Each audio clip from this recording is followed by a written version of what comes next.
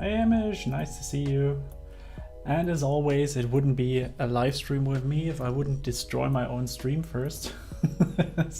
So again, we had to redo everything, so sorry for that. Very good. How about yourself, Hamish? All good? How's your Flutter careers doing? All good news? A lot of new projects? Yes, indeed. I was a bit afraid, to be honest, to make live streams again after that long time. Just waited to have a reason, and today is a good day to start again, I think. So let's just give it another second, and in the meantime I calibrate here a bit more. So because I wanted to try to head over and have to set quickly something up on the real machine.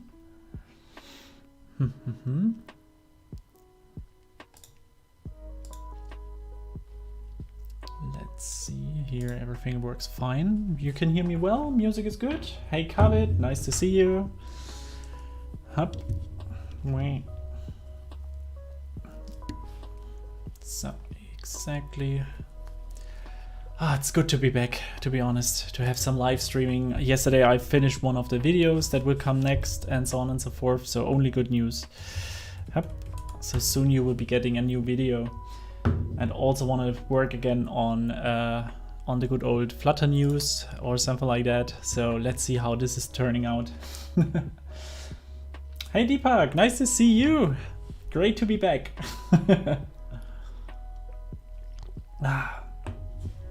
So Mahtab already prepared me a coffee. I also asked her if she wanted to join today, so maybe we get a special guest for several minutes.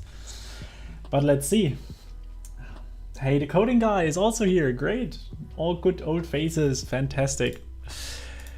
Yeah, so as a good starter for a live stream, I thought today let's start calm with a little bit of coding session where I don't have to think too much, and what I thought about is just working on one of my personal projects and just write some code and enjoy the time with you guys.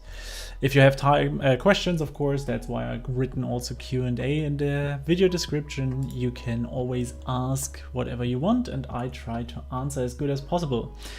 As you know, my formats, I still learn myself, so whatever I do is not 100% correct, and most of the time we are searching for solutions. And yeah, it's great if you want to join and also help me to find stuff. On Google Map and Flutter, how to use widget as a marker in Google Maps.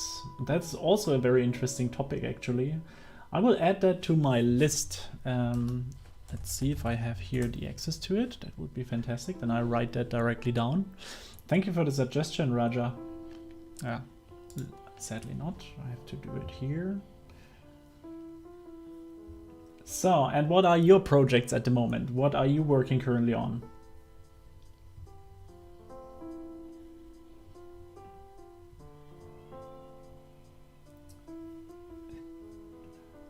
How's your review on Flutterfolio? According to me, all is good, but it's paid. Flutterfolio is free to see, I think. The only thing is that you have to pay maybe is if you want to use the application itself. That could be. Let's maybe switch over here and hopefully you can see everything now. So, and let's see, Flutterfolio. Let's start with that. I think that's a fine topic. So if you don't know Flutterfolio, it's from G. Skinner. And G. Skinner is creating like the demo applications for Flutter, and they work very close with Flutter together, and they created, for example, Flutterfolio, which is a responsive website that also works on macOS and is very cool because you can see all the responsiveness that Flutter allows to use very well, I want to say nicely. And the cool thing about G. Skinner is that they usually publish all their code in open source projects, so you can directly read it.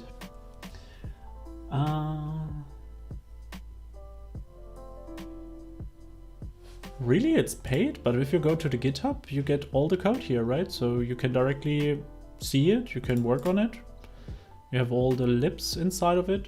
So why do you think it's paid? At least to read it. I think if you copy it one-to-one, then yeah, it is paid probably.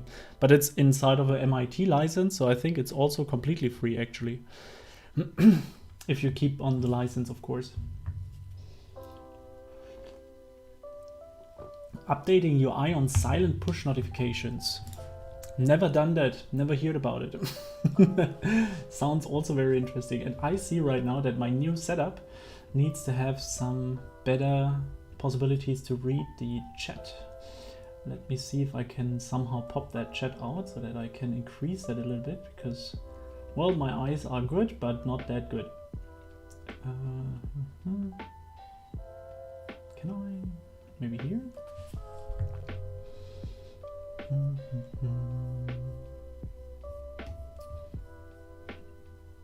Okay, maybe I try something. Hopefully the stream is not crashing once more. Sorry for that. So, and go.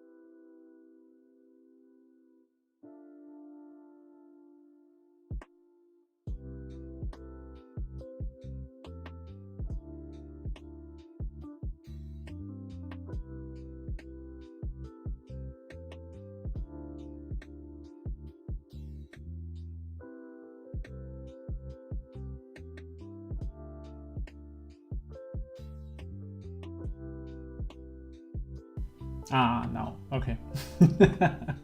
Thank you so much for the mentioning of the mute. That helped a lot. Whew. So, adding noise suppression, some limiters. So, okay. That again up. So. Okay, so we have sound, we have a connected stream, and I guess this is everything I should do. And now it just looks a bit cut off in the screen, so I will only take there a look into. It's a bit weird. Why is that? Oh no, it looks okay-ish.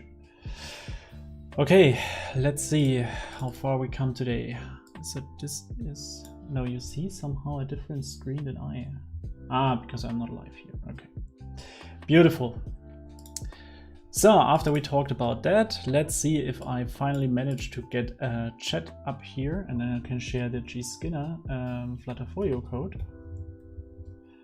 Folio, G. Skinner, exactly. And that is the live code. So, and I have a larger screen. I can see everything better. Perfect. Ah, okay, Flutterflow. What is Flutterflow? Don't know that, to be honest. Ah, okay, yeah, that is paid. That's for sure. This is visual designers are usually paid products in the end. Whew. Okay, but hey everyone, once more, sorry, that was the streaming setup that I wanted to do the 10 minutes before the stream started, but there everything worked, of course, so it was boring. So we tried it again. Hey Cassie, nice to see you. Can I explain web view for websites in Flutter? Sure. Sounds also like an interesting topic. I will put that also on my list if this is okay, because that is stuff that I find always very interesting, and probably it makes sense to have a bit deeper look into it. How can we obtain the flow of checking if the app is installed or not and redirect it to the Play Store if not installed, else opening app on click, other than Firebase Dynamic Link? Actually, I only did that with Firebase Dynamic Links so far. Let me see. No, that's all wrong. So I only did that with Firebase Dynamic Links so far, but I'm pretty sure that should be possible with other solutions too. So is there an alternative to Firebase Dynamic Link? Deep link battle branch versus Firebase get social. Okay, so it seems that there are some solutions.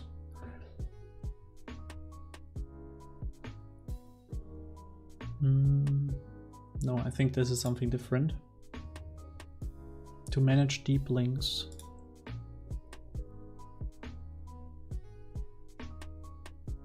It's their own system.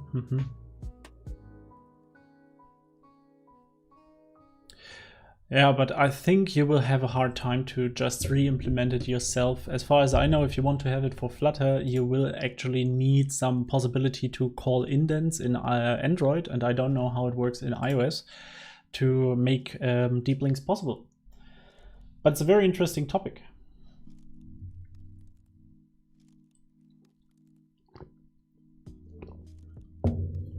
Cool. Okay, but maybe we can slowly start with coding something. Let's see if this is working. So as I said, I have my own personal project that I started in the time when I had a bit of free time and I wanted to code something down. And I called that little app Compario. And the idea of it was more or less to write something where people can compare. Oh, an Apple TV is maybe a bit too large for some showcases today. Is this the simulator that I have currently running? Yeah, there you see it. I also write apps for my good old Apple TV. So let's see if we can change that to a smaller phone. Here we go.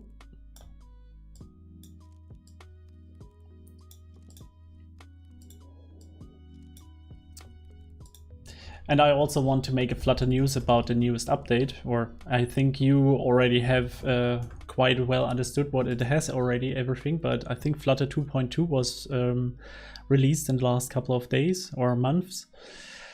And I also have to take a look into that. And as you see, there's already subversions again, so I'm not on the whole top of the everything.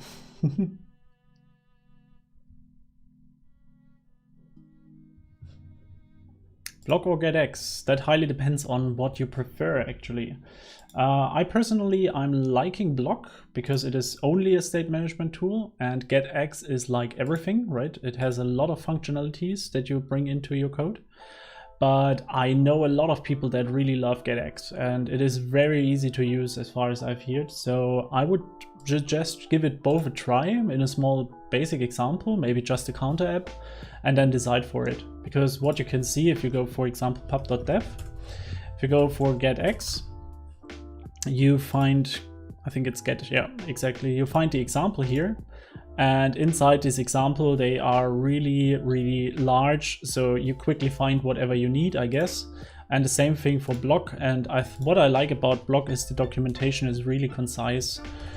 If you search for Flutter block documentation, you will find this page here, and it's really good. So they have everything inside. You have tutorials about different stuff that you can do, like the counter app that we have, how it is done, all the implementations and guides and stuff.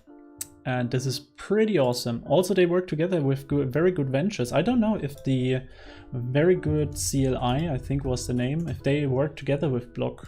I have to quickly check that. So with Very Good Create, you create. Yep, it's working with Block together. Also, the interesting part is Block also contains now qubit, and qubits are close to the provider package. So if you know that already, you are pretty fast in getting up to speed there.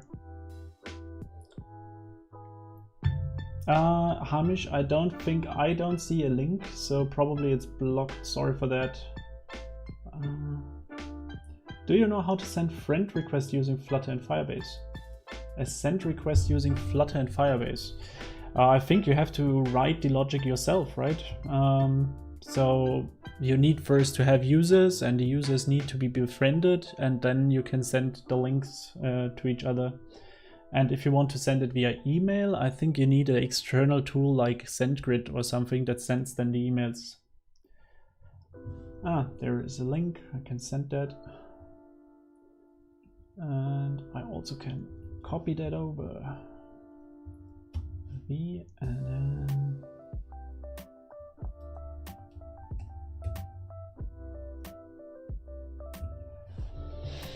is Riverpod an upgraded version of Provider? I don't think so. If we have a look into Riverpod, Riverpod is more like version, no, not even version 2.0. It is really something separated.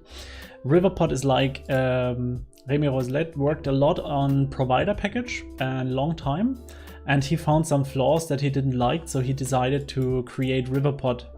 And if you take a look, he implemented nearly all the features that you have in Provider and put that inside of the Riverpod and enhanced that too. So if you also take a look into his code, it is a completely rewrite, so it's completely different actually. And the good thing about Riverpod is the documentation. Sorry, again, which is pretty awesome, because also here he invested a lot of time, and you really can go very quickly up to speed, which I really like. And he implemented stuff like these snippets that you can use in Android Studio and so on and so forth. You can download them and use them right away, which I really enjoy actually. Also, you have again examples like the counter example that is directly linked in GitHub. You can see that. And if you compare that with the default Flutter one, it's pretty easy, because you have these state providers, you have your elements inside, you update them, and good. The only thing is you need that provider scope around it. Ooh, Streamlabs is writing stuff. Interesting. It's still not working right, okay? Or does it work for you, Hamish? I don't think so. Remy's own version of Provider, yeah, you can say that. It's very interesting how Flutter is pushing Provider to being the state management tool, the choice of the people who can't decide, I want to say. So they want to provide a solution and they always push for Provider. And what I really like about Provider at the moment is that they integrate it into the DevTools, right? So if you search for the Provider package, what I saw is that you can find that now in the DevTools somehow, if I'm not wrong or not mistaken. So let me see, Flutter Provider DevTools, and then you can search for the state that lives inside and stuff like that. So that was pretty awesome actually. Not sure, app size debugger, performance inspector.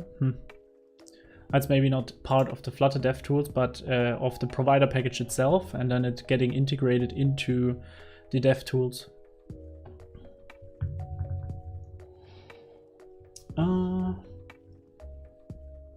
If you want to build a complex application, I can highly recommend Block. I think there are a lot of people who are using it. Or in my newest video, I talked about Invoice Ninja. And if I don't know if you know them, but Invoice Ninja create like a full application with Flutter for invoicing and so on and so forth, and writing quotes to customers and payments, receive payments, expenses, time tracking, and so on and so forth. And the cool thing about Invoice Ninja is that I think Coley Hohen or something, I'm really bad with names, so Invoice Ninja, you can find that also on GitHub. And the cool thing is they work a lot in open source. What does that mean for us? We can take a look into, for example, the admin portal. And inside of this admin portal, we find a lot of information and what they use. And this project is a bit more complex than the default one because it is a real project that is earning money in the end. And you can see they work with Redux together. And Hille Koren is his name that I always forget. And yeah, as I said, he works with Redux in this case, and he was very happy with it as far as I know.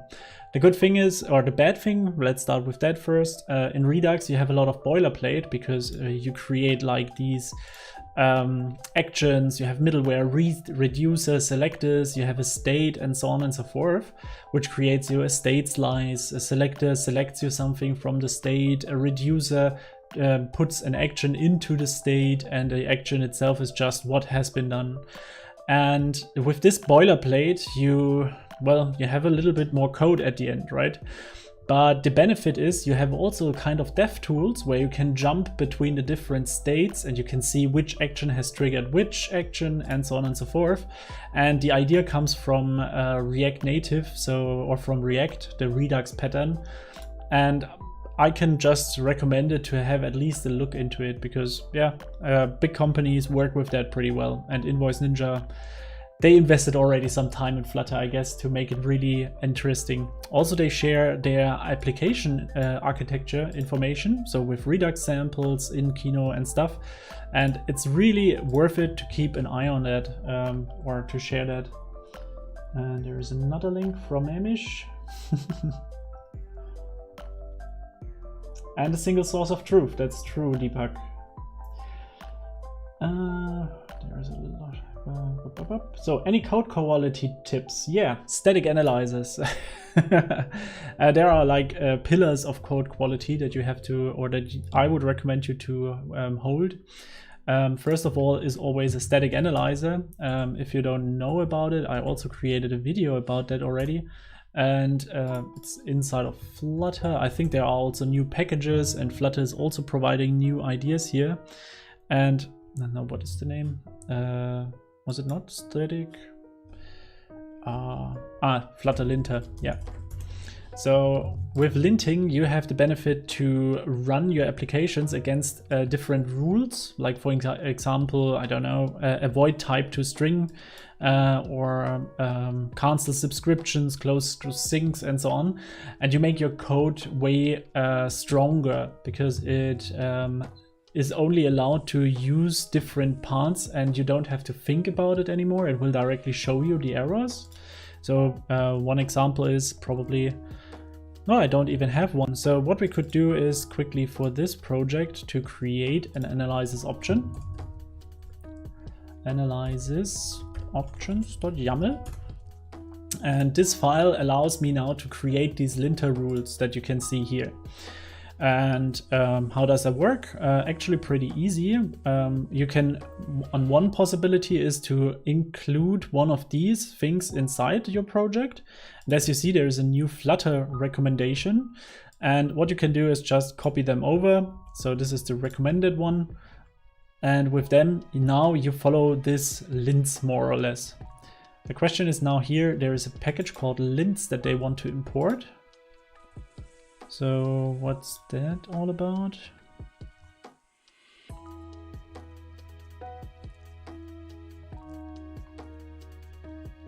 That's coming with Flutter create, okay. So Flutter lints, can I not install them? Ah, they are, there's the pub link. Hey, what a day. Okay, so with that you can install this Flutter lints. I do that quickly over the CMD, And what happens is now that in our pubspec.yaml, you will find probably a new dependency, dev dependency in this case, which is Flutter Lints of this version. And what happens, it should now find that, if I'm not wrong. Okay. Let's get the dependencies once more. Okay, I don't know why it doesn't. Now it finds it. And with that, you have the recommended versions. And if we take now a look into one of our, I don't know, in one of our main.dart maybe. Yeah, so here we have something that's getting now yellow underlined, and you see what's the issue here. And it wants to have a const modifier for that, for example. So things like that will be now shown, and with that you increase your code quality really largely. Also, if you are working in a team, it is important to have consistency about your application. Like file names should be the same, folder structures should be the same. You should have like a common understanding of how your code should look. And also, for example, tests. All right, so what do you want to test? How many tests do you want? Do you have like a threshold of tests that you want to run? Do you want to target to 100% of code coverage and stuff like that? And code coverage is in that case, every test runs through some code, and 100% code coverage would mean that every line of code has been at least one test. That doesn't mean necessarily that your product will perform well, but it will make sure that you have written tests for it.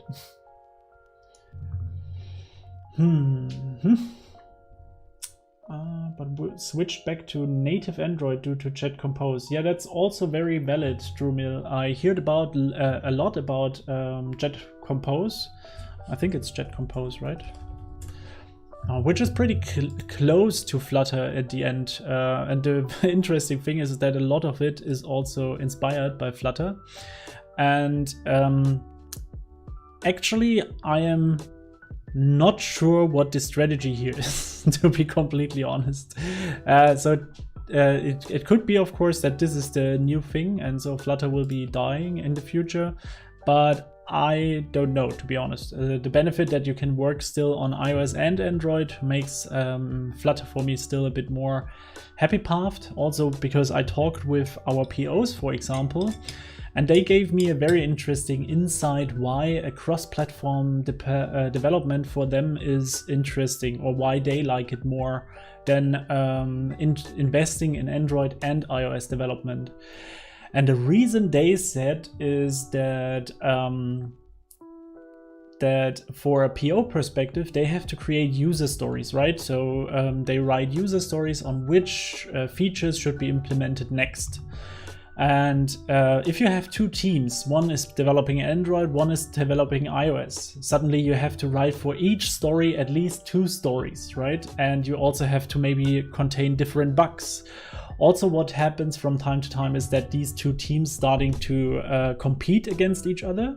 So maybe you have a very fast Android team, suddenly they do different tasks than the iOS team, and in the whole company you get like a competition inside of it, which is also a bit of a problem. So that were some insights that I really liked about multi-platform development, and was something different that I as a developer usually don't take into consideration, to be honest. Block doesn't have a dev tool. Sorry, wait, where have I been? I actually don't know that. I think Block has also some kind of dev tools, but I am not that sure, to be honest. It would be worth to get a look into it. Why Block, core concepts, architecture, testing, naming convention, migrations. There are some extensions for IntelliJ that I can see already, but this is more for generating new blocks as far as I know. Installation, deployment. Yeah, but I think there are not so many tooling surrounding seeing what is inside of your store, for example, or what have you saved. Because Block creates multiple stores or state containers, more or less, and them you have to track at the end. Which mouse do I which mouse do I use? If I look down here to you guys, And I should maybe add, or you people, I can also add my Mac cam, because what I did is unlock this one. Maybe this is a bit better. So you don't have always the feeling that I don't talk with you. Here's a bit dirty. Let me see if I have a good old cleaning thing.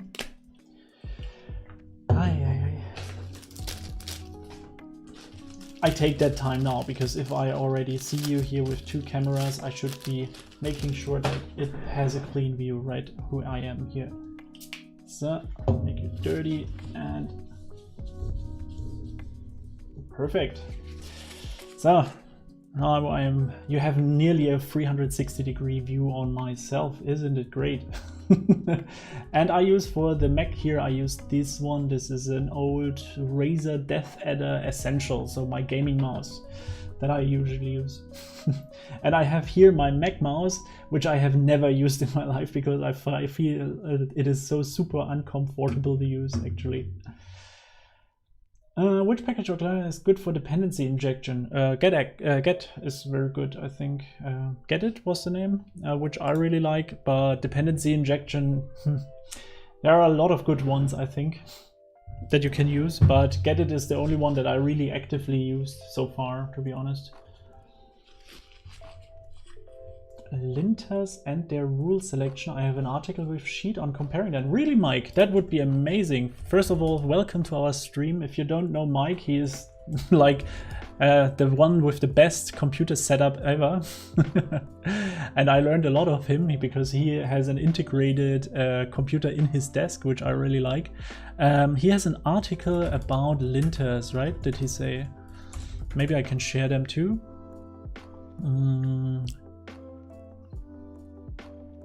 11 for your next linter is a static analyzer. That looks good. Static code. Is it the same one? No, it's someone else. Maybe Mike, you can share it inside of it with some spaces, and I can share it then once more in the stream. Then we have all inside.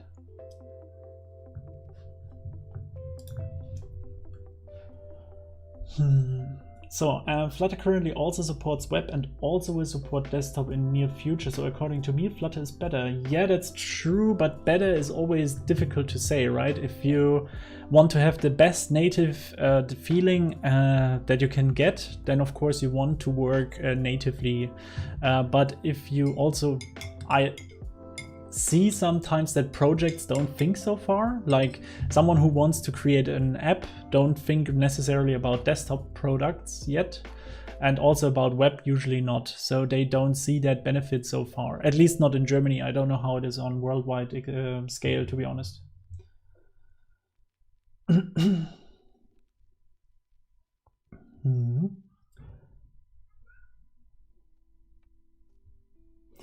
If we make the same project in Jetpack and Flutter, what is the file difference between them? That's a good question. I have no idea, actually. Sorry, mates. For that, I need to make another look into Jetpack Compose, by the way. Yeah, the Apple mouses are really bad for that price that you pay for this Magic mouses. It's really a bad experience at the end to have it all day in your hand. How do you use a list in Future Builder widget? So I guess what you want to achieve is you want to get a list. You want to get a list somewhere from, and then you want to pass it down. Actually, that we can do quickly. And I have to move that live stream chat somewhere else, maybe up here.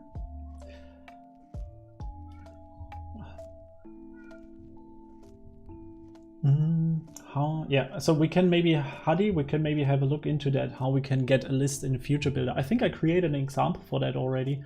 I just forgot. I think I did that very at the beginning of this channel or something. Yeah, cuz it was really a while. But we are preparing for some big things at the moment, and also I was a bit sick, so there was a lot of going on at the moment. So I'm really happy that I'm back, and I hope I can now provide again more videos and be live again and talk with you guys. And I got also a very good feedback from the, what do you call it, the Flutter Geekly event, if you remember that I had there a talk, and they were really happy with me and they invited me again. So maybe we will see us there also again. So Flutter online course, I think Andreas Bossetti, or is his name, I think. He has also a YouTube channel, Andreas. He is the guy who makes online trainings, because I don't see that I will ever find the time to create full online things. Andreas, Code with Andreas is his name, I think. Or with Andrea. Maybe I should add Flutter. Here, yeah, Code with Andrea is the name. So he is the guy that creates a lot of online courses, fantastic online courses. 2 of them I did myself, so I highly recommend him. He really is a crazy guy who takes a lot of time into that and really provides good alternatives for that. And also Academind. I don't know, one of his favorite videos is about 3 hours Flutter crash course, and I think it's worth to take a look into that. So if you search online courses, I think this is how you can go further. Ooh. Cool. By the way, nice to see you. Thank you, Mike. It's amazing to be back. As I said, the only thing that I will reduce at the moment is maybe a bit Twitter activity, but maybe I will come there too again. Let's see. Do I have a big project that uses open source using Block? Yes and no. There is a project that I worked for that was the Trophy Association. I got a nice t-shirt from them, and I have somewhere also. Wait, let me check them.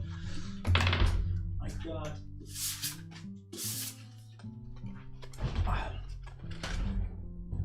So I got these postcards from them because I worked for them. And I also got t-shirts and stuff like that, because they are an open source project that had like, how do you call it? Near transportation, public transportation. What's the name? Public transportation? Yeah, I think public transportation it is. They had like, oh, I have to quickly switch the stream that you don't see all my codes. So, getting you my camera again,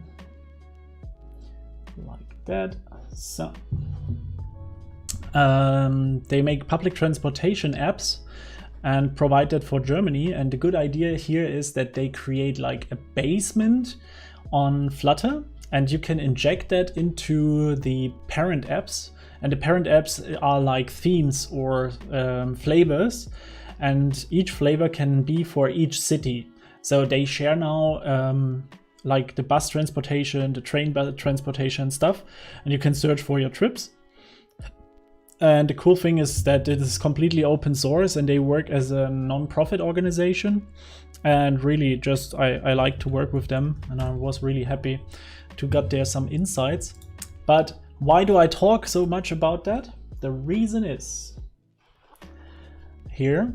Inside of it, we worked with Block, but instead of using Block, we actually used mostly qubit everywhere. So we didn't really use Block blocks, we used qubits everywhere. The reason is that qubits are way easier to understand and use, and you don't have to write so much boilerplate. And at the end, it's very close to a provider. So you can have a look here, which is a larger project where people have invested a bit of time in it. So also myself. So maybe this is what you search for. And I will now try once more, and I will quickly switch once more. Sorry, guys. I just want to have, how do you call it? A live stream chat here on this machine, because then I can send you links quite easy and I don't have to always search for it. So, don't talk myself. So, sending. Perfect. And can I get that out? Yep, great stuff. and where did it go? Here.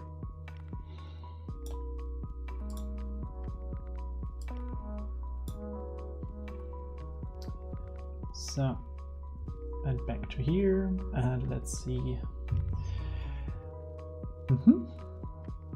Can we make enterprise level e-commerce app in Flutter? Of course you can. That shouldn't be a problem at all. The only downside that I can see at the moment for enterprise application is that you maybe have a lot of work to do actually to get it run. And I think there are also fantastic e-commerce boilerplates that you can find. So if you go to GitHub and search for e-commerce with Flutter aspect, you find also a lot of beginner-friendly starting Flutter ideas. The only downside is you have to search for the license, right? If you take just one of them, then you have also the problem that they are not free to use, so you should be careful with that.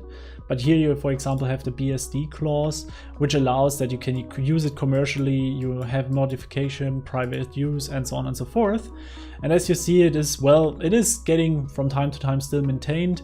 And what you can do is help them, or you can just use this app like it looks like, and you can start right away. So that shouldn't be an issue at all.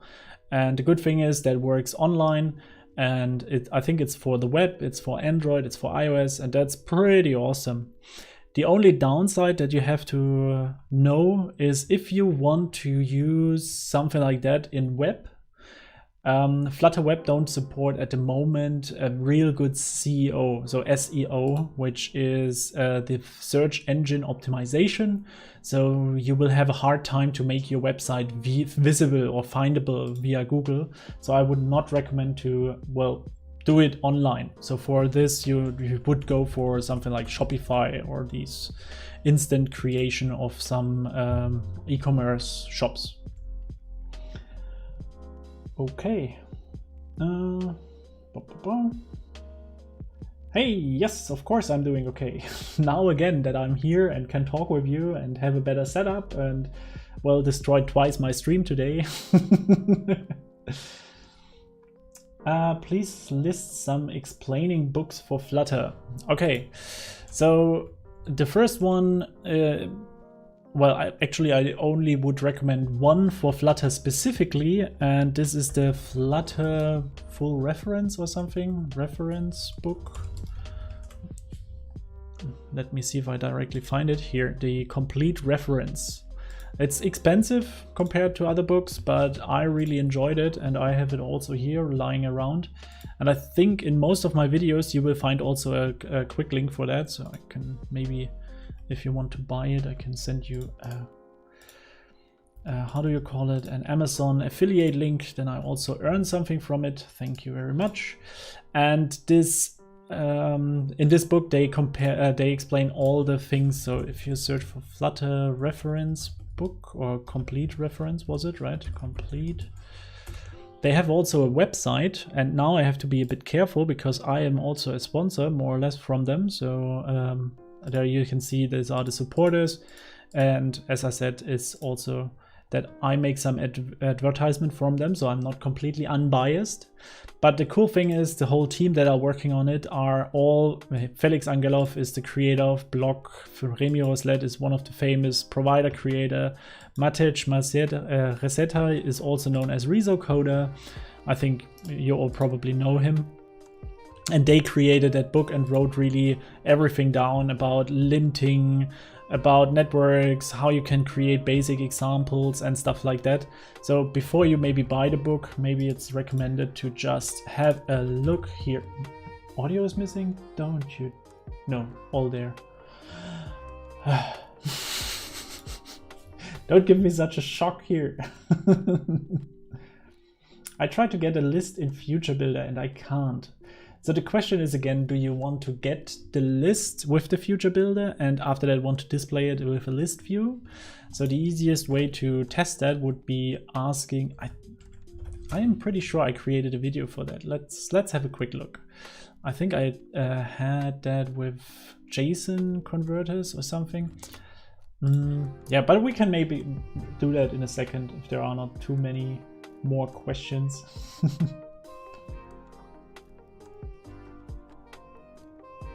And also that 12 or so hours long video code pure, yeah. Are there prerequisites to Flutter? If you start completely new for Flutter, I think you will have a good chance to learn it, because Flutter is quite easy to understand, and with the documentation on Flutter itself, you will have the idea of getting something done.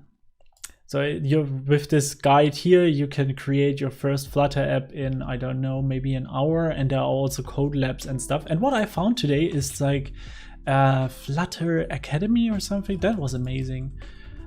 It's from, was it Dart Academy Flutter? Was it this one? No. There was a cool website from Flutter itself, from flutter.dev, where they provide, or university?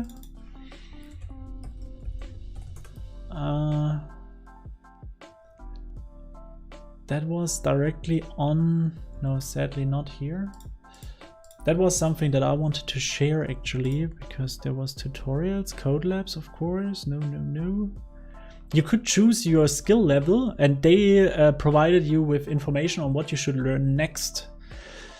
But now, as always, I don't know where it was. Flutter Engage, no. Okay, if I find it, I will let you know. But this was pretty awesome to get started. What you should have is at least a basic understanding of how programming works in general. So it would be amazing if you know already that what a class is, how a function works, so that what is the difference between a function and a method, and what is the difference, what are parameters, what is a variable, how do you use them, and yeah, things like that, what a return keyword is, and so on and so forth. That of course helps. So what I would recommend is first learning Dart in general before you start with Flutter directly, because Dart is the main language underneath of it. And as you can see, we can also try it here directly in the browser today. So hello world, you can enter here something. I can, I don't know, print 1 + 1, and you get your 2, hopefully. Of course, I forgot the semicolon. You have to be, or I have to apologize already, because I work a lot in JavaScript at the moment and nobody really cares about semicolons there. But as you see, you can try a bit around here, and you get also different, I would say, knowledge-based and stuff, and you can directly try a bit around. So I highly recommend to use that if you are completely beginner here. Okay, for state management, what is best choice for e-commerce app? For state management, I did a video series already, and what I wanted to show there is that it is at the end not really important. There are some downsides with the usage of set state and of the default state management. But what I would recommend you is to first understand why you need a state management tool before you start to invest too much time to learn one. The reason is you need a state management tool if you share to state between different nodes of your application. So you have like a widget here, widget here, widget here, widget here, and maybe some underneath. And if you share the state from complete to top to the complete bottom node, you will have to pass it down through this widget, and this widget. And the state management tool will only help you that you don't have to pass it down anymore through all these files and all these widgets. So if you don't really need that and you don't have a problem with that, you are totally fine with set state. Believe me, that is nothing bad. It is a really good solution for most of the stuff, but you will come to some shortages and downsides. And what I always recommend is first understand your problem before you start with solving it. Better it is you have done something with I would say small anti-pattern than don't understand why you do it. What would you do with the backend? That's a very good question. It is depending on how fast you want to proceed. I usually go with Firebase because Firebase is a backend as a service, which has nearly all the things that you need in most cases to really get up to speed. So here's my Compario app, for example, where you can use the Firestore database. You have authentication already set up. You don't have to let's say, know all the patterns in the backend and can create a first application before you have to pay money. And if you think you have enough manpower to really create an app with the backend, usually you have already a very good idea on what to do. What I would recommend you is to take a look. We are currently using microservices, for example, in our project, where we work with TypeScript in the backend with Node.js, but you could also make a Go server, which is pretty awesome. And I think the programming language is not an indicator for a good backend. It's more the framework and the solution and the community behind of it. I think there is a website that compares different backend speeds, and I think Dart was also one of the faster ones, but the speed is, if you have a very transactional problem that you want to solve, then speed is of course important. But for an e-commerce app, usually you are fine if you use just any backend solution actually. Whew. But now I have to take a sip of water, calm a little bit, enjoy the music.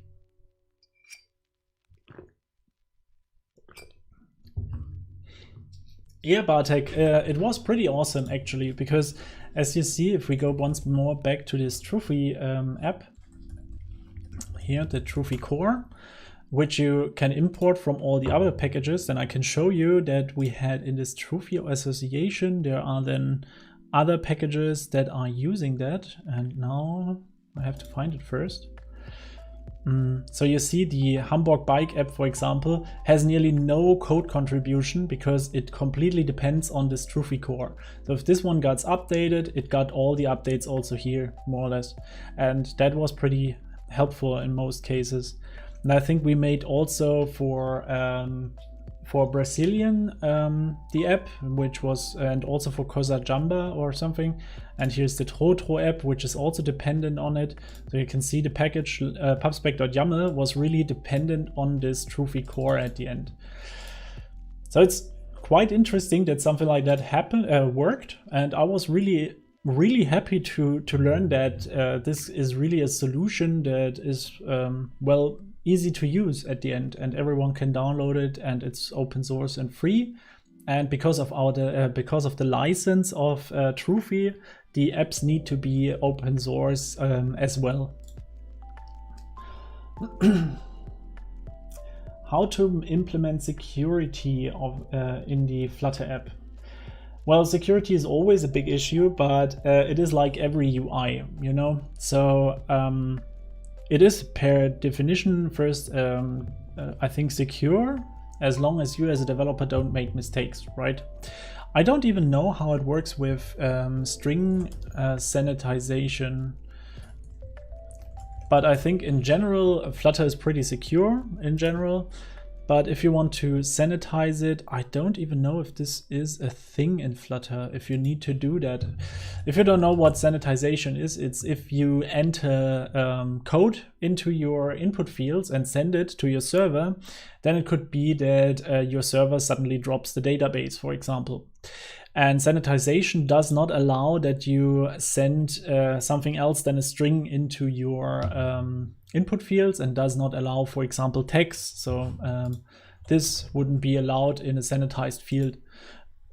That would just be removed, or better, it would be escaped, and that would be something like that. And it would not harm the backend server anymore, something like that. So this is the idea, at least. But I'm not even sure if you need to do that.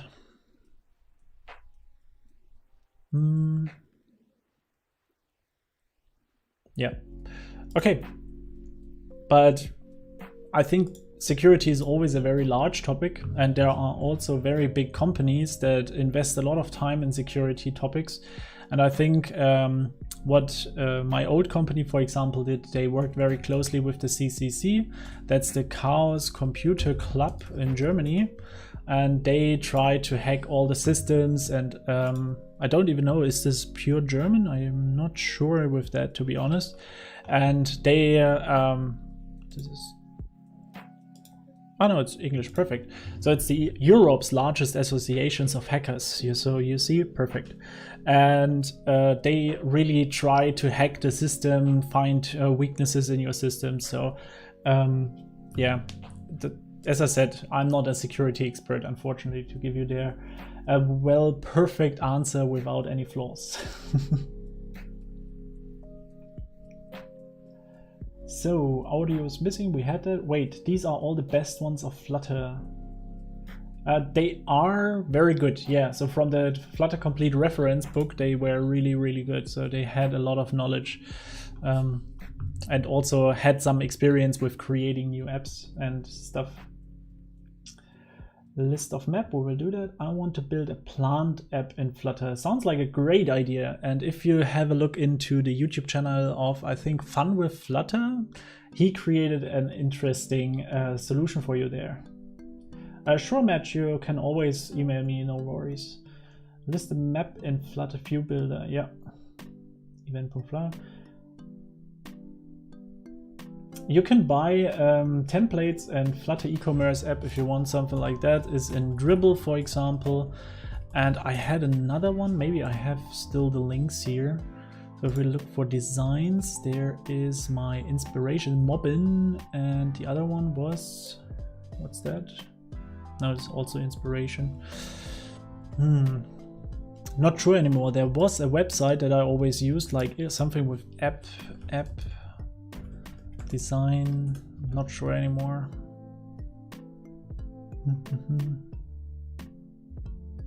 No, I don't find that anymore. But you could buy from them exclusively app designs, and then you could recreate them. And some of them were also inside with an Apple, Flutter, with a Flutter template behind of it. So you don't have to create it yourself anymore. That was pretty impressive, actually. So, Firebase is banned for Iran. Yeah, that's true. If you have a ban problem, then you can try something like, okay, let me think. So you want to make a full backend. So backend as a service would be an option. As a service, and I don't know, there was, I think, some that you could use in Iran too, but the problem is always that Iran has a really big problem with bans in internet problems in general. So if you want to really recreate your own, and I think that sounds like it, then yeah, I would recommend you to take a look into, if you want to work with Dart, for example, there are some solutions that you can do, like backend services. I think the name of that, what was it? Server, HTTP server. Shelf was the package, exactly. So the Shelf package, and with that you allow web server with middlewares in Dart, and with that you can create your own backend system more or less, and then you have to just write everything yourself more or less. So you have to identify what you need. If you want to make authentication, you have to do it yourself, and so on and so forth. Okay, but now I think we talked a lot. So what we can do now, I can quickly turn off this camera. So, and we have more space here. And let's try to solve that problem, because I like the idea to have like a very simple problem that I can solve today. And let's create a little Flutter app and maybe solve the issue with that list that we talked right now. So in order to create a new Flutter app, I will create it in the terminal. It's easier for me usually. Well, let's head over to development, search for, is that? No, let's go for the Android Studio projects. And you see there are quite some. So Flutter create, do we have a good name? Show list of person.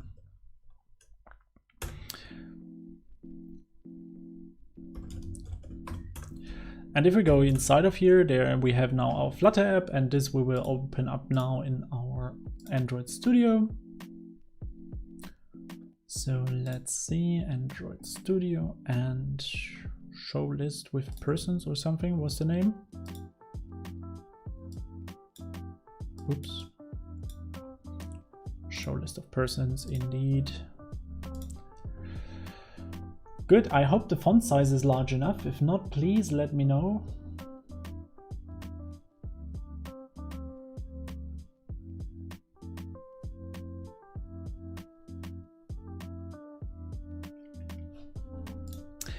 So, okay, I think it's large enough. So what do we see here? Project, perfect. So as you see on the left side, we have our Flutter project directly. And as you see, we have pubspec.yaml where nothing is installed beside of Cupertino, which we will get now. This is just for the app icons that you can use. So if you want to use icons in your app, this comes from there. If you want to use them Apple-like. Good, then we have a web project here in macOS. That is a reason being probably because I have in my Flutter config set up that I want to show everything, right? So we have the macOS desktop enabled. And if we want to do it with this list, we can do it also on macOS.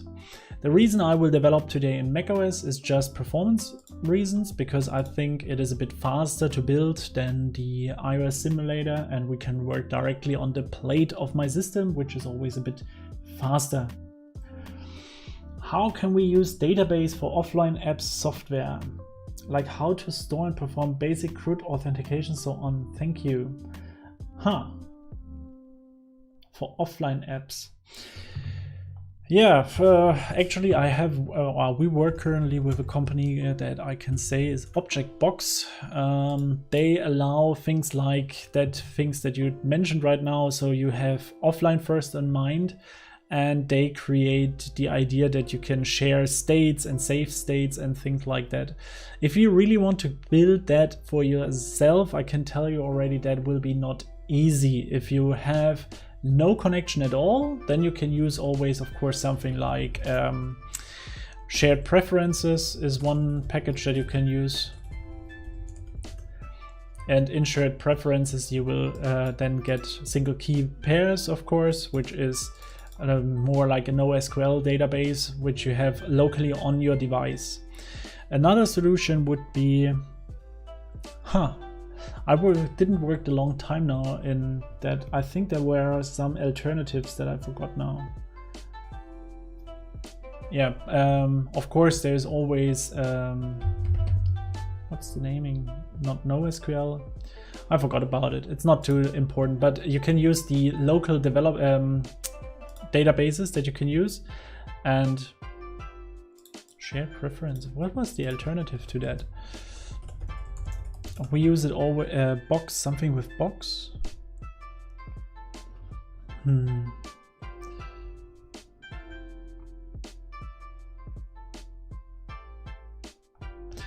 There were others that I really liked. Let's drink a Hive. Thank you so much.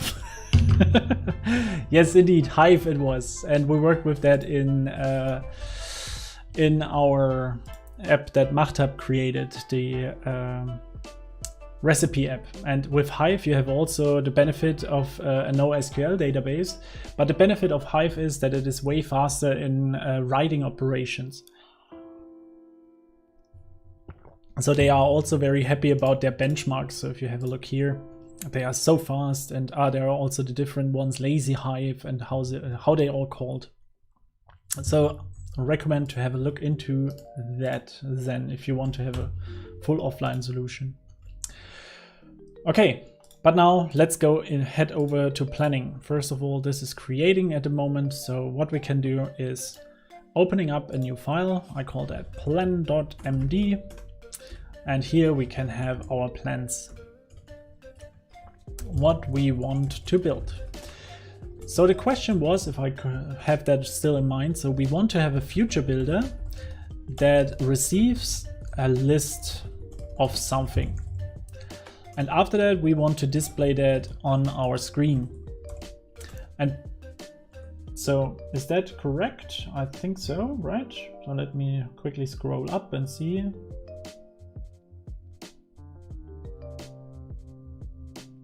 To get lists in future builder, and I can't. Okay. So let's see. The easiest way to produce an idea like that is that we have a service that returns us after some seconds or after some time a list, right? So let's remove all these unneeded comments everywhere. Don't need it, don't need it. Gone, perfect. So clean that up. Let's see, here's also the app that we have currently. So we can put that on the side. And now let's remove everything that we don't need so far. So we don't need a title here. Actually, I don't even want to have this class, and I don't want to have this class. We really just have an empty screen. So my list screen. Good, we don't create that. We make it like I showed yesterday in a short, so stateless. Where is it? Down here.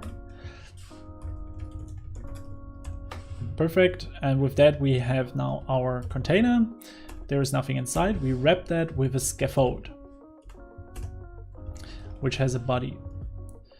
So if this is a bit too fast, let's elaborate once more what I did. So I cleaned up my file. Everything that we don't need was deleted, and I just created a new widget that I called my list screen, which is a stateless widget, and I created it down here.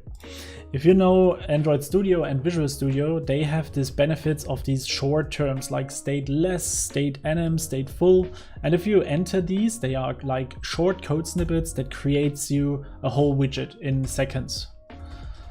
So easy as this. And this widget is now what we want to display. Good. So now here inside we will have a future builder, right? So we can wrap that already with a future builder. So what does a future builder say to us already? So if I see that, I can directly say that I need something. It's called the parameter builder. And you see already it creates me a whole lot of things. So, but maybe we make that a bit too fast here. Let's clean that a bit up. And then let's have a look into it once more. So we have now this future builder, and we know it needs a required parameter, which is the builder itself. And the builder always consists out of the context. That is one parameter that you will have always to pass into. And on the other side, you will have always the result for something that you can use. So if I just make the quick list here open, and we can see we have these context and snapshot in this case. The context is always the build context, and snapshot is now an async snapshot of a specific type. At the moment it is nothing, but we will have a look here in a second what we want to show. Are there any comments? No, doesn't look like. Perfect. Okay, so fair enough. So we get like an async snapshot, but this future builder doesn't wait for anything. So we don't have a future yet. So let's create a future for us, like future get list. So, and also, here seems to be a bit strange things happening. What does he want? Can't define the const conservative class. Yeah, okay, so this is not a const. That makes sense. Still not happy. Ah, okay, yeah, this is a final future. What is the reason here? Ah, okay, we have to pass it in. Do I want that? Let me think quickly. Yeah, why not? Okay, so that means we get this required list here. Perfect. And this one gets red here because this one needs now to pass in the get list, which is a future, and I don't know from anything at the moment. So I think we can just delay that here. Delayed for duration seconds 1. Nope. So, okay, once more to recap. What did we do? The future builder needs a future that it can create. So a future is an async call that we don't know when it will be finished. We just say at one certain point of time we will receive something back from you. And we don't know when this time is, so we don't know this duration actually. This could be a random number between 0 and 100 billion hours. And because we don't know when it will return, we can just tell this future builder somewhere in the future there will be something coming to you. And what we want to do is now to say, okay, if there is coming something, so we have to give him the future, which is get list. So now this future builder knows there is a future and I need to wait for that before I can create whatever I want to create. And as soon as I get an answer, this call will be done. So no, not even that's not correct. Sorry. The future builder will call if there is no response, if there is an error, or if there is a result. But we will have a look into that in a second. So that means we have to handle here 3 different things. Number 1 is we get something back. The second thing is what we have to handle is we get an error, so something went wrong. And the third thing that we have to handle is that we are in a loading time. Because it could be that we don't have a return statement yet. Okay, so this is complaining because what a future builder is not allowed to return is null. So that is not possible. We need to return a widget at the end. So that's being said, we can just return a container for now. And as soon as I do that, everything should be green. But as you see, the app don't show us anything. So now we want to receive a list from that here, right? What we don't do at the moment. So what we could do is, I think we could say him what he should return. With a then, no, then is also if it's done already. So what we need to do is future.value, I think is the name, right? Yes, indeed. And now we would have to return something. And in our case, we return a list of strings. Max, I don't know, what do we have for names? Cass, we have the name Hadi. I think Kamil is also here, so Kamal, sorry. So we have these names, and this return doesn't work because this is the value itself. Good, fair enough. So we get now, after some specific time, we get this information back. So this is what we say with this future at the moment here. Can we also delay it? This is a good question. I don't actually know. Future or T function computation duration. Okay. Duration. So just to make it more obvious what happens, I want to delay our call for 1 second, and afterwards I want to return this value. And I think the result, I can just do it this way. Future or computation. Yeah. Okay, so this future will now wait 1 second, and after this second it will return me this information here. All right, so let's have a look. This future is now a future of list of strings.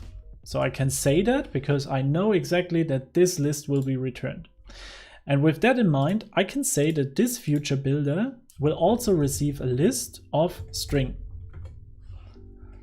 Okay, and now this async snapshot knows that if it gets an information, it will be a list of string. So I make that now very specific, and I write all the types where they belong just to make sure that we can read it as easy as possible.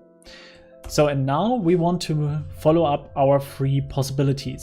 So if we don't check for anything, we are in a loading time. So now we are loading and waiting for the response. So we have our circular spinner for that. Circular loading, circular progress indicator is the name. So the circular progress indicator should be just a circle, and it turns and turns and turns. So because we always return that now in this builder, it will always turn. So this is our loading spinner. And let's do us a favor and put the whole thing in the center just to make sure we see it directly inside of it. So next what we can do is we can get something, let's get something back. So we get if the snapshot dot has data. So now we are checking, hey, the future builder gets a future, and if it has data, we do not return a circle progress indicator, which wouldn't make any sense. We want to return now something else. So let's return for now a container with a text inside, where we have the text from the snapshot data, and here we ask for the very first string. So what did I do wrong? Too many positional arguments. Ah, okay. What did I do wrong? Ah, of course.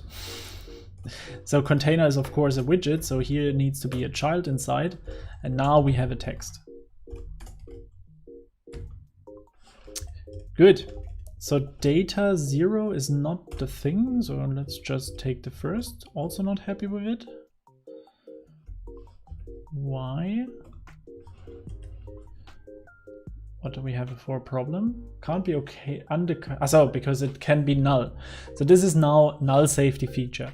Because we know at the moment that this will be anyway filled, I will add here an exclamation mark. But what we also could do is if casing this too. So we check if snapshot.data.first unequals to null, then we do this.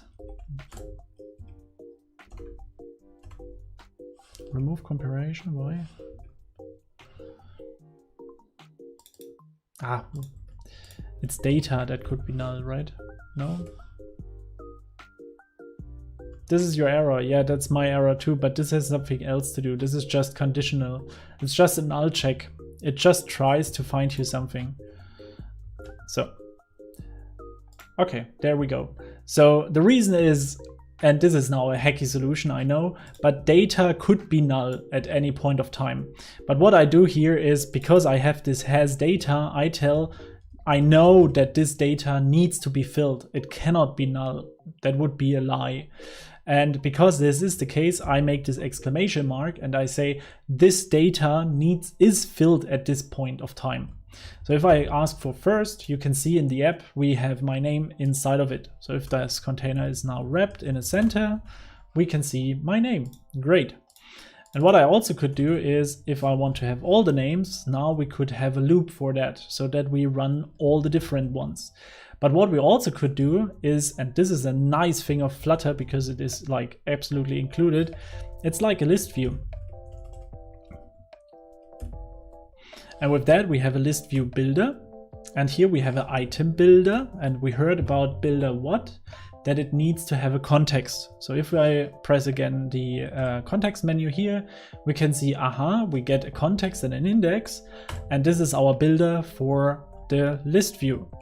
But what does a list view needs also is an item count, so the amount of elements that we get. So snapshot.data.length it is, because we want to show for each data that we receive the list of the length list. And instead of putting now everywhere an exclamation mark where we ask for the data, what I will do is I will write up here const list, and here I put inside the snapshot.data inside. Why is it not possible? Snapshot data.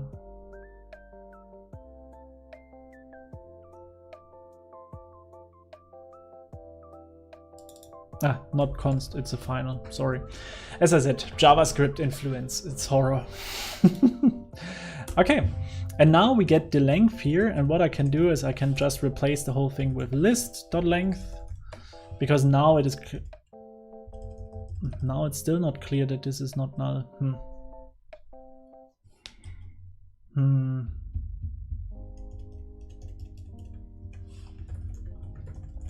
Can I do it this way? Ah, yeah, this is possible. Okay, great.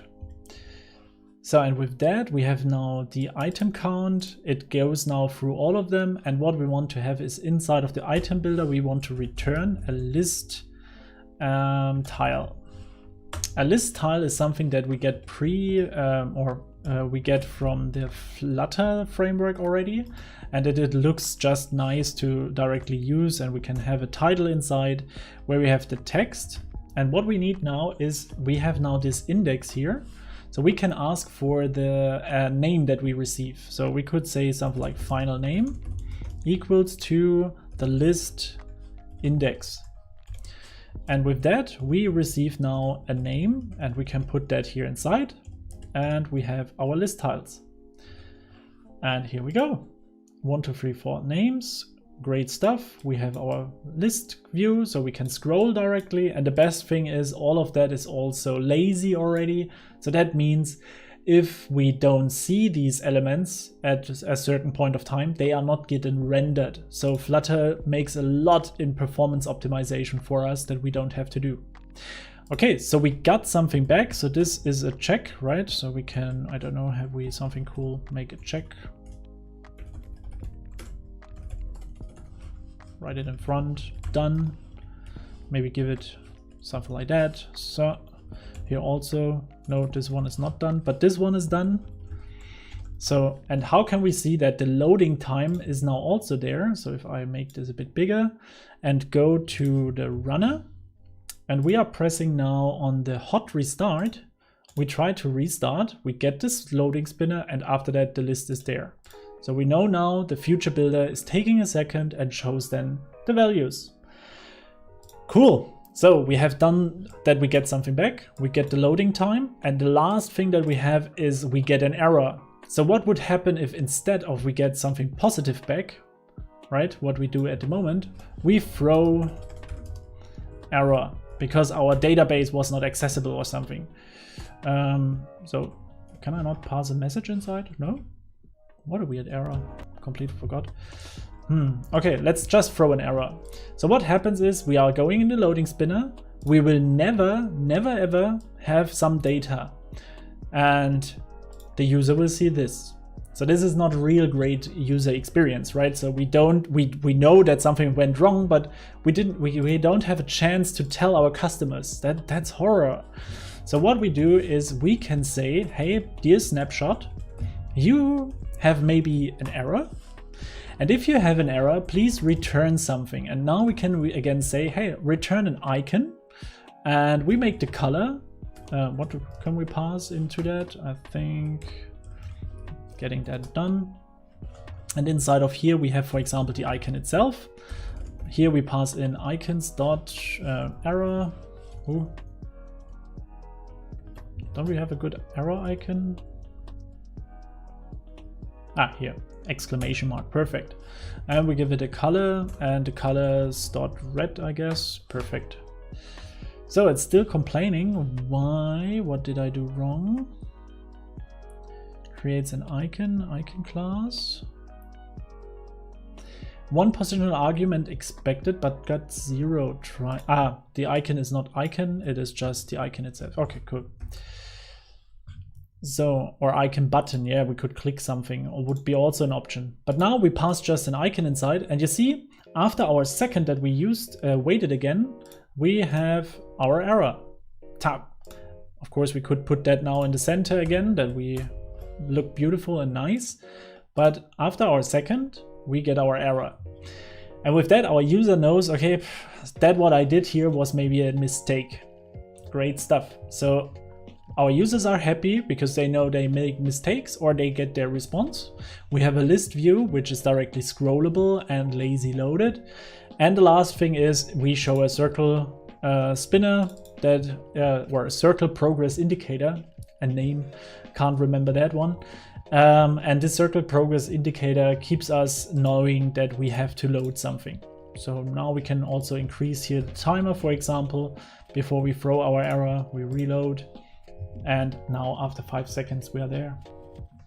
Hey, Coding with BHS. I didn't even know that you added a member. Welcome in the Flutter Explained community. Great to have you.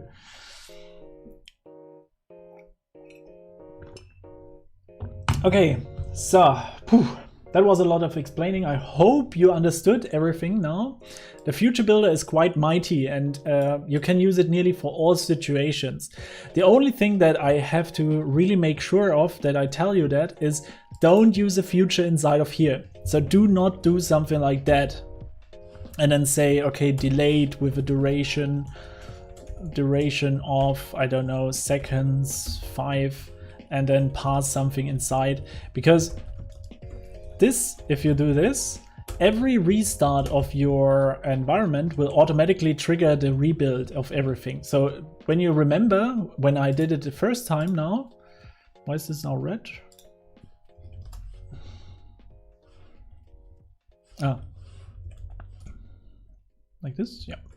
So if you remember, when I was here and I just reloaded that, after 5 seconds, no, 5 seconds is maybe now too long. But you can see already we got some unhandled errors here in the meantime. The reason is now this future builder, if you put the future here inside and let it evaluate, it will always trigger and stuff like this happens and you get errors and you don't know really why and it re-triggers during the build time, and hot restart also performs sometimes weird, especially if you have long running tasks and stuff like that. So always make sure that if you have something like that, you have a stateful widget where you keep the future in track, or you get it from external, like I did now in this case. So our future comes from outside as a dependency injection through the constructor. Then we pass it here inside and we have the future here running. So that is just a recommendation that I should give you. Cool, you are most welcome. Very good that you understand. I really like that. Perfect. Then everything was worth it today. 1.5 hours explaining. Great. Can I do on contact service? What is that? I've never heard about it. Is it a package? Contact service. From the question comes from Hanavi. I hope the name is correct. A Flutter plugin to retrieve and manage contacts on Android and iOS. That actually sounds very useful. So we get just the contacts from the container, should be quite easy. Display different things, also quite easy. What is the example? We have add, we have contact list, we have native contact picker. So we get also the different permission status, so getting asked, of course, handle the invalid permission. Okay, we call ask permission. Here we get the permission status and then we navigate a push to a route. Why?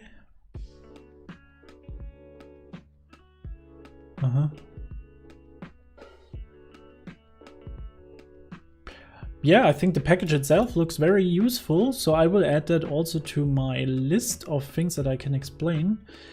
But yeah, looks of course promising actually. Why not?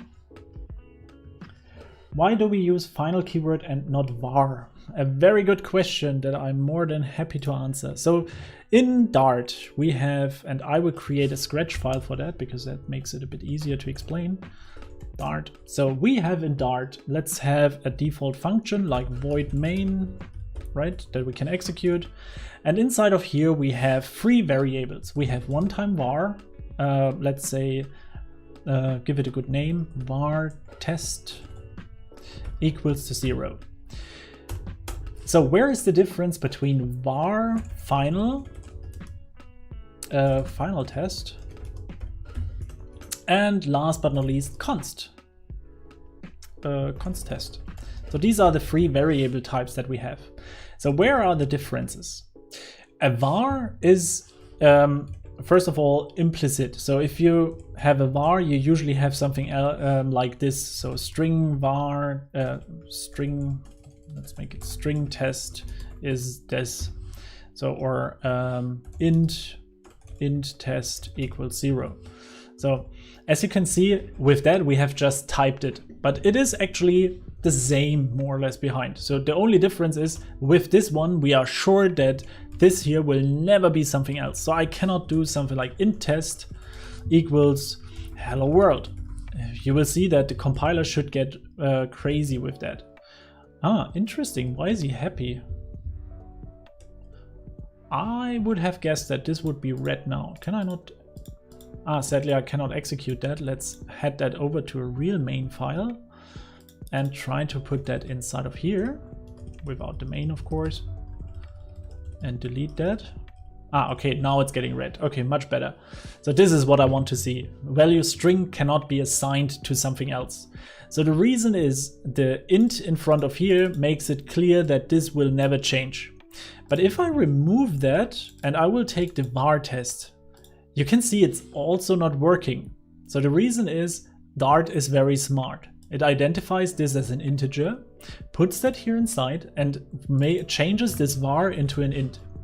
Even though if you don't see it in the front, but in the behind the scenes, it will change it from var to int. And with that, you have it statically typed, which is amazing. But what you can see is I can change this variable. I can say var test equals 5. I can say var test is 1 plus 5. This should be no problem for the compiler. It understands all of that. And what I can do is then print var test. And the result of var test will be, what will be the result? Some ideas?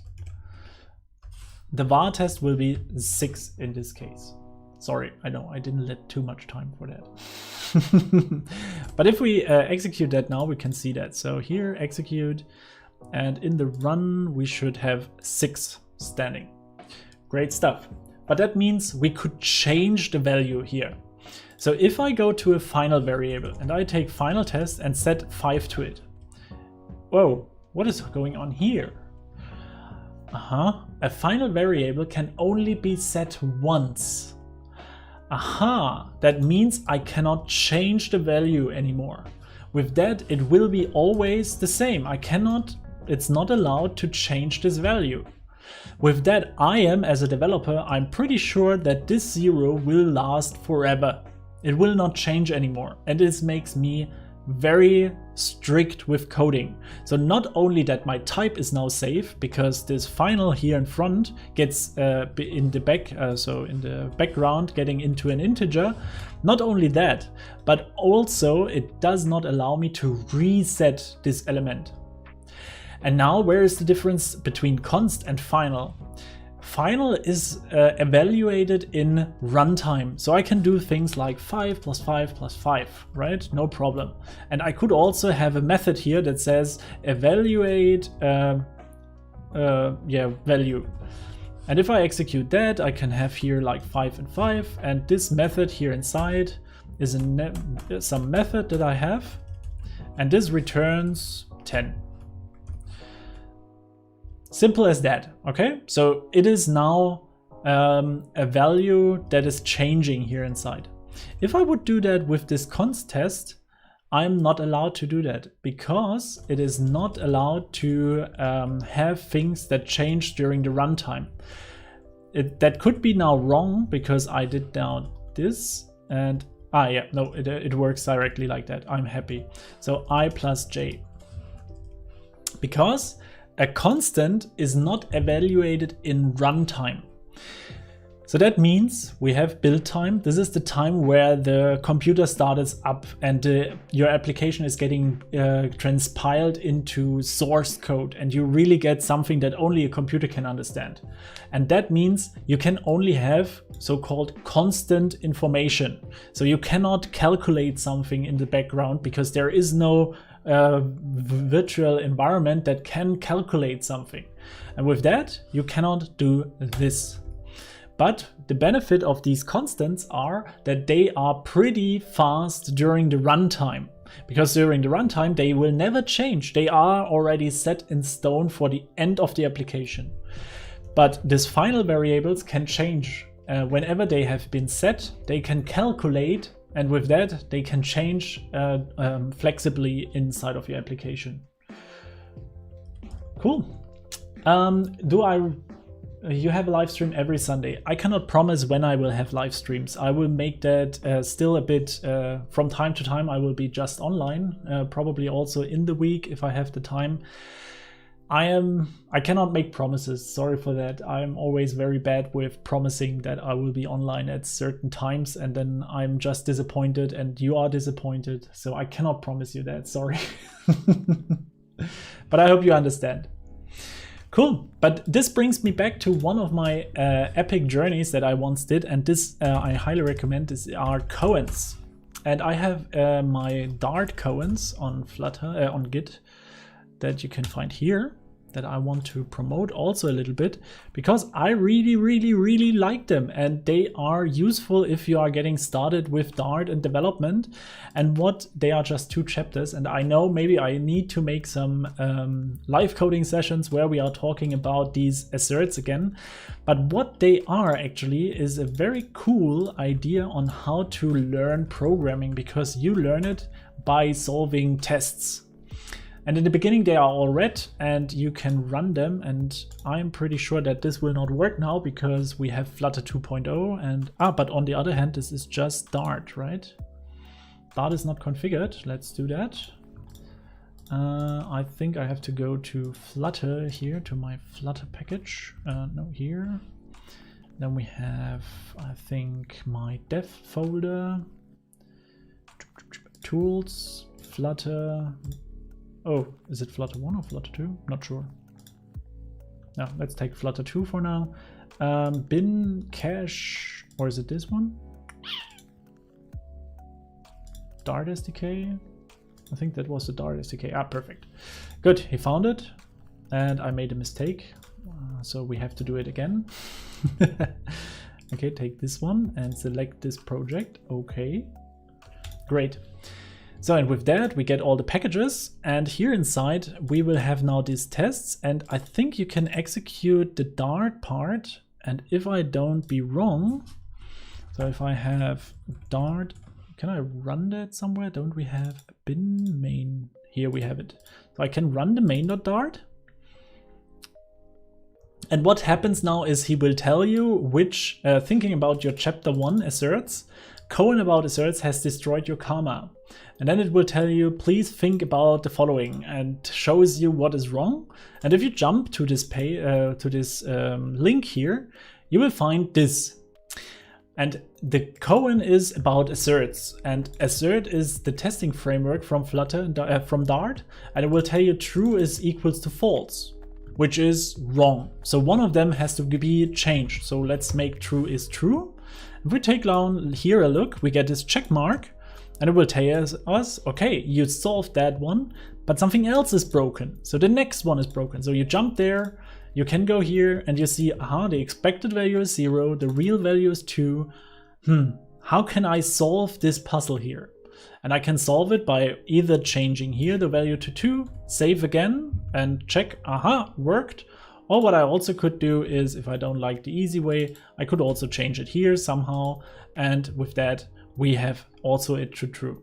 So that gives you a bit more in-deep code. You are writing your codes and improving there, and you don't have to, you really learn the language inside of code rather than somewhere in I don't know, books or something like that. So I can highly recommend that. If you have some time, check it out. And if you are even interested in supporting me, it would be great if you open up an MR or pull request is the name, I think. So it have even 14 stars, so highly recommended. Thank you for all the great videos. You are most welcome. I'm very happy that a lot of people like them still. Actually, with my long break, I was really afraid that people were not interested anymore in Flutter and Dart. What are topics that every Flutter developer should know? You should know the differences between a stateless widget and a stateful widget. You should know what the difference is between a final, a const, and a var. You should be aware of null safety, what it is, and what implication it has for developers. I would even say that you should at least know one state management tool at the end, because it is crucial to understand what state is. And yes, set state will solve a lot of these issues, but you need to understand it, because in real life projects, if you are getting into a team and with other people, well, they will know, or if you know something or not about state management. Another point that you should make sure you know about is packages like freezed, about data classes. You should be aware of HTTP request, and in the best case, you write a little app for yourself where you have like at least every single aspect of that somewhere. And it could be anything like a tic-tac-toe play game, or I don't know, the Schiffe versenken is the name in German, versenken English. Let's see, I think Battleship is the name. Sink ship? No, sink ship sounds really bad. English game name. There needs to be a good translation. Cannot students play to? I think it's Battleship.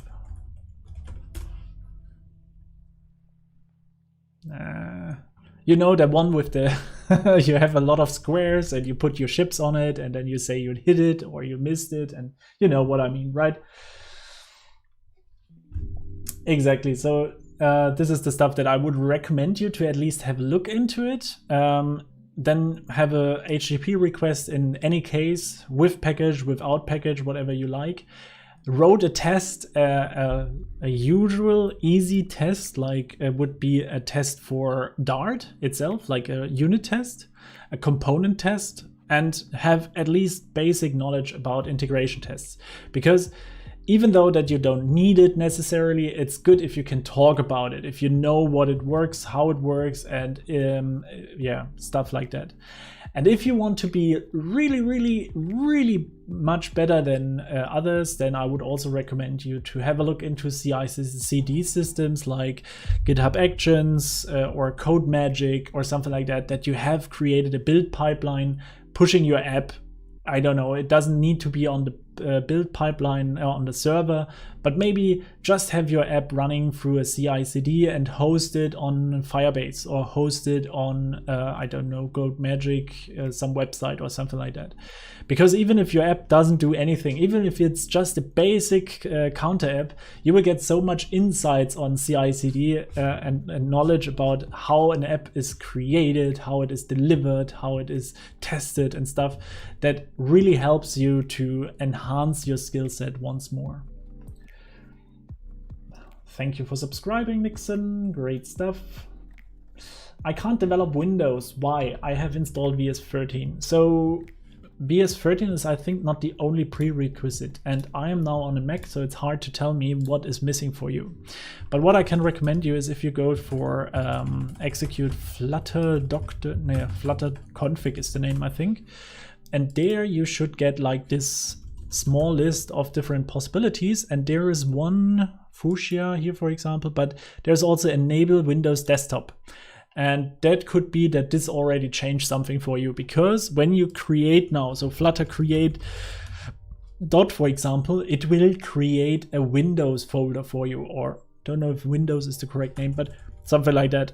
Also in VS 2013, you have to select the build tools. You need to have a specific selection of things. And in my install Flutter for Windows, I explained in detail all the steps that you need to do to write your first Flutter Windows application, I think. So maybe you have a look there how it works. Do you have a plan for training RxStart? RxStart is for functional development, if I have that right in mind, right? Is that?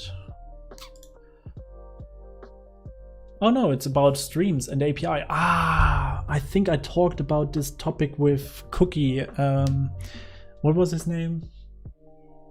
Yeah, I talked about this once, and I have never had a look into it. Maybe this would be worth it for a live stream, live session learning thing, maybe in the future.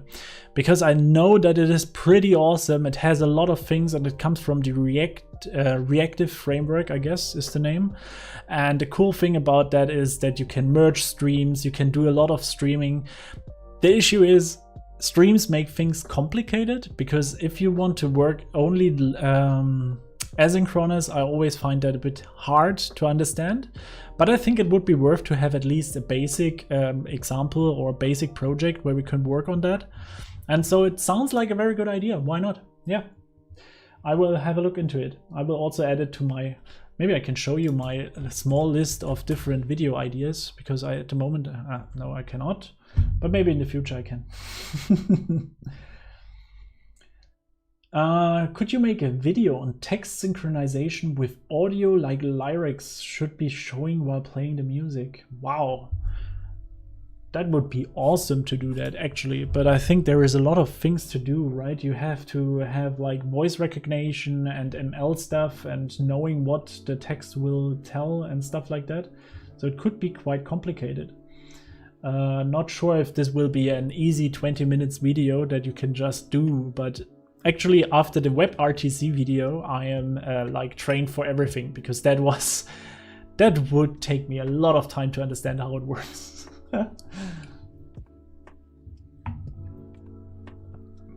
Great stuff, Al-Fatnin. I'm really happy if I can solve or take you a bit away of the anxiety for Mondays, because I really like Mondays, and this is just a mood thing, because usually other people are very grumpy on Mondays.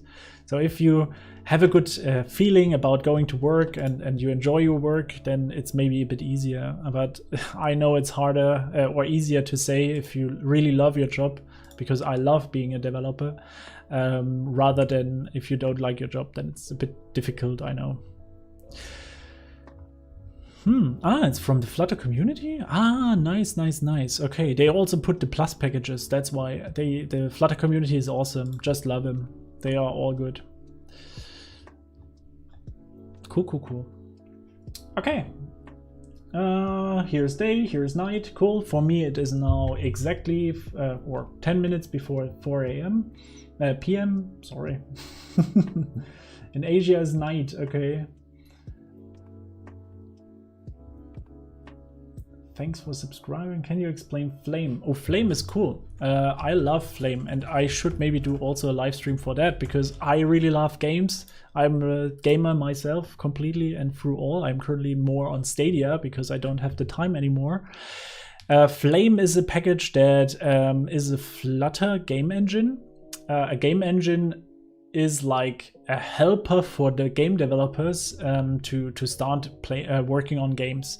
They create things like a game loop for you, and a game loop is something that runs all the time and allows you to inject different things and move objects around, component builders and stuff like that.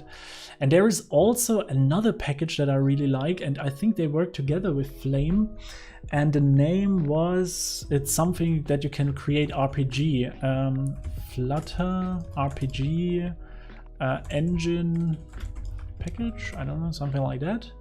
Bonfire was the name. Yes, that is pretty cool. So with very easy toolings with Flutter and stuff, you can create with Bonfire your own RPG game, and I think you can see already what it is capable of. I don't want to say it's a perfect game or something, and maybe you have some problems, because if you want to write games in Flutter, you have to make sure that a lot of things you will have to do yourself. Most of the people that I know that want to write games in Flutter usually tend to work on Unity and work with the Unity Flutter thing, that there is like a package for that. So you can also create with Unity games, I think somehow Flutter Unity widget, yeah, to have 3D rendered engine stuff. So I also can recommend you to have a look into that. Game development in general is not an easy task, and I'm absolutely no expert. I am a gamer, not a developer that makes games, but just to give you a short introduction in all of them. So here are the packages that I don't forget to share them with you. Cool. Next topic.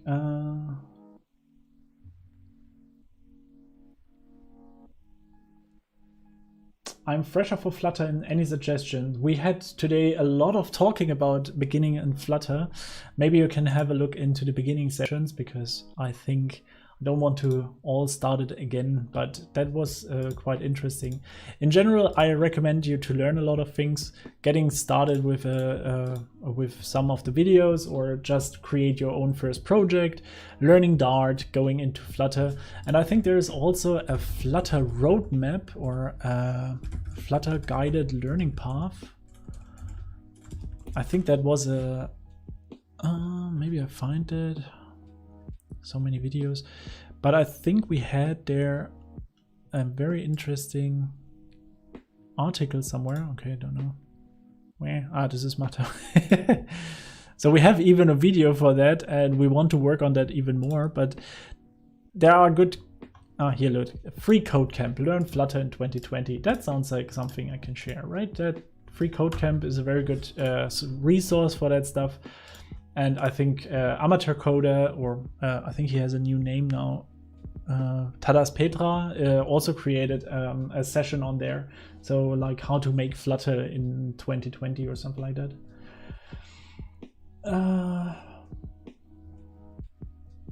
Okay, if your device does not support any emulator, yeah, you can just start with Flutter Web or directly on the base if you have a Mac. Do I have any specific recommendation for Flutter Web? Not really. Flutter Web should nearly work the same. There are some bugs that you can make sure of that could happen. And if they happen, I can only recommend you to go into the Flutter package and look for issues, write new issues and things like that, because it would help a lot our all benefit, right? Because open source and so.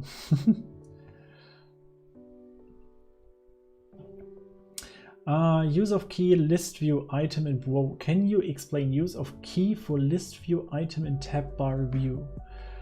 I think I will not start that discussion today. I'm sorry, that sounds like something I will have to do somewhere else. Use of key for list view item in tab bar view. Sorry, I don't get fully the question. Blue thermal, Bluetooth and QR scan. I need 2 packages for my app, but I build have error, name is duplicate package, how to fix it? It could be that there is like a cross dependency from one package to another, and this leads to these errors where you have both packages inside. So it could be that one of the 2 packages depends on the other one. So let's have a look. If you say the blue thermal Bluetooth, crazy what there is ever. No, this is print. Was it print? Blue thermal Bluetooth. No, blue. Ah, this one. No, this is all printer. Okay, something like that. Pay depend on. No. Okay, because you can see down here that they sometimes depend on them, and it could be that they depend on each other or something like that. So that could be an issue. QR scan. Let's have a look here. No. Interesting. Difficult to say without seeing the issue. Sorry, Linux Lido. Can you talk about implementing service using gRPC? So now I have to apologize. gRPC. RPC framework. Whoa. Okay. Sounds interesting. I probably should have an eye on that. Ah, that is the connection between the 2. I heard about that beforehand. What was it? To manage the APIs, to keep them track to each other. I think that was it, right? With gRPC you can create like different types or something like that. That was pretty impressive actually. I didn't have a look into it, to be honest, but yeah, there are a lot of people who are using it, so sorry, cannot give you too much information here. My Insta link, I'm sorry, I don't use Instagram. And believe me, I'm also a full-time job in YouTube, which already costs me too much time. I don't want to start with Instagram. Yes, Mahtab is my wife, and yes, she's from Iran. Out O in Flutter. Yeah, out O, we can do that from time to time. I would like to integrate that with Shelf actually, so that we have a Dart backend with Auth0. That would be amazing. But there is get started with out. But they use all out. Okay. Or is Auth0 something different? So you see, I'm not secure access for everyone.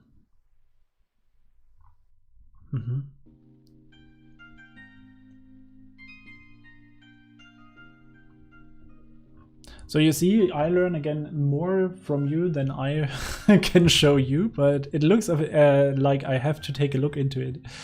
So that's also very interesting. Thank you for all the good ideas, Ali. Could you suggest best way of handling FMC notification for both platforms, iOS and Android? Because sometimes push notification not working properly in both platforms. I've never worked with notifications so far, never had to serve them probably, but I think we can have a look into that sooner or later.